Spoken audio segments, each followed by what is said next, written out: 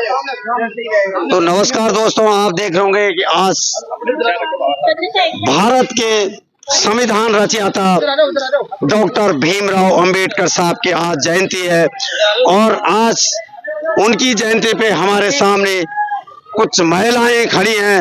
हम उनसे थोड़ा सी कुछ विचार उनके जानना चाहते हैं कि बाबा साहब की जयंती पे वो इस देश के युवाओं को, नौजवानों को या इस देश की सरकार को वो क्या संदेश देना चाहते हैं आज के दिन से। तो नमस्ते दीदी, मैं पहले आपका शुभ नाम जानना चाहता हूँ।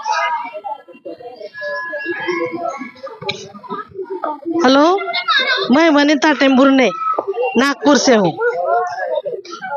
बाबा साहब विश्व रत्न डॉक्टर बाबा साहब अम्बेडकर, इनकी 134वीं जयंती है।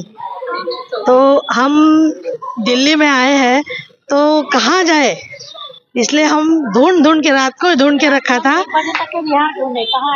तो अब हम आए हैं यहाँ पे।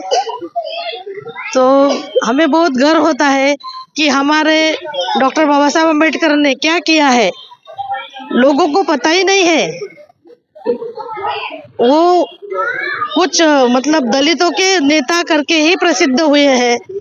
वो दलितों के नेता नहीं, सभी ओबीसी वगैरह सभी के नेता है। सभी यानी 140 करोड़। हाँ, 140 करोड़ लोगों के नेता है और उन्होंने संविधान लिखा है।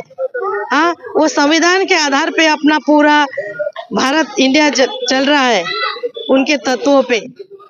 तो वो जो वहाँ कहाँ से आया है, तो वो सम्राट अशोक, भगवान गौतम बुद्ध, उनके तरफ से आया है।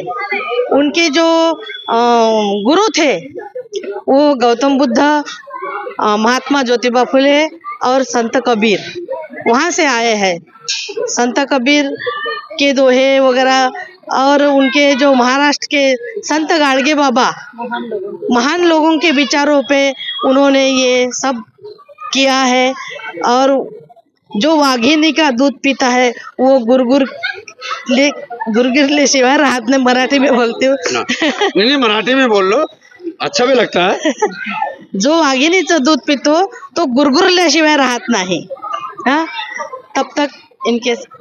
तो दीदी, आप भी कुछ थोड़ा संदेश देना चाहते हैं आज? मेरा शुभ नाम मालती लांजेवार है।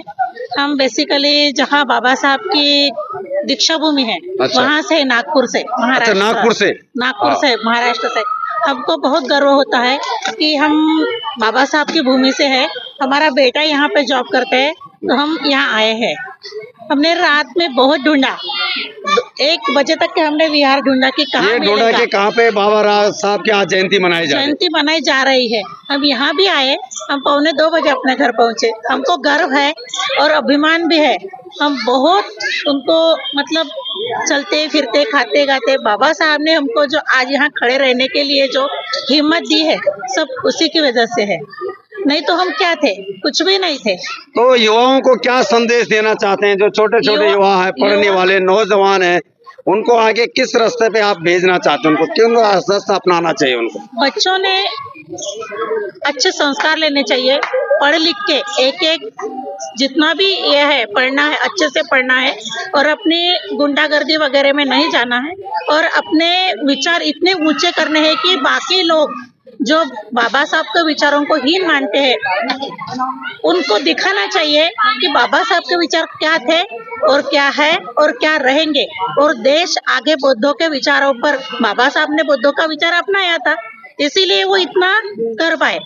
तो बच्चों ने ऐसा कुछ करके दिखाना चाहिए, बाबा साहब के विचारों को पढ़कर, जानकर, समझकर, कि सारी दुनिया देखते रहे। और बाबा साहब जो पूरे विश्व में विश्व रत्न के नाम से जाने जाते हैं, पूरे इतनी पढ़ाई की है, हमारे बच्चों ने ऐसे ऊंचे ऊंचे स्थान पे जाना चाहिए। क्योंकि पूरे वर्ल्ड में बाबा साहब के संविधान को नंबर 1 माना जाता है, पूरे वर्ल्ड में माना जाता है। तो लोगों ने उसके ऊपर सोच के उनको रियल मानना चाहिए, वही हमारे मार्गदाता है। तो नमस्कार दोस्तों, आपने देखा होगा जो हमारे सामने जो महिलाएं हैं। तुम ना होते तो हम ना होते, बाबा साहेब तुम ना होते तो हम ना होते, ना होता ये नजारा। जय भीम दोस्तों। तो दोस्तों आपने देखा होगा कि किस तरह से महिलाओं ने भी एक नारा दिया है कि बाबा साहब तुम ना होते तो हम ना होते, ना होता ये नज़ारा। और आज अगर पूरे संविधान का कोई है तो बाबा साहब है सबका सहारा। तो दोस्तों अभी जो हमारी मुलाकात हो रही थी सेक्टर 37 में, नागपुर से जो महिलाएं नागपुर से हैं और उनकी देखो मन में देखो उनकी चेष्टा, रात को कह रहे पूरी रात हम ढूंढते रहे कि बाबा साहब की यहाँ पे कहाँ पे मूर्ति है और कहाँ पे इनकी जयंती मनाई जाएगी, वहाँ पे हमारा पहुँचना बहुत ज़रूरी है। तो आपने देखा होगा किस तरह से हमारे सामने जो महिलाएं हैं नागपुर से, मुंबई महाराष्ट्र नागपुर से हैं, लेकिन उन्होंने जो एक संदेश आज जो दिया है नौजवानों को, युवाओं को और इस देश की सरकार को, यही दिया कि सरकार को भी ज़्यादा से ज़्यादा इस देश के जो युवाओं हैं उनको शिक्षा और स्वास्थ्य पे सरकार को ज़्यादा ध्यान देना चाहिए। तो नमस्कार, बहुत बहुत धन्यवाद। जय भीम, जय संविधान।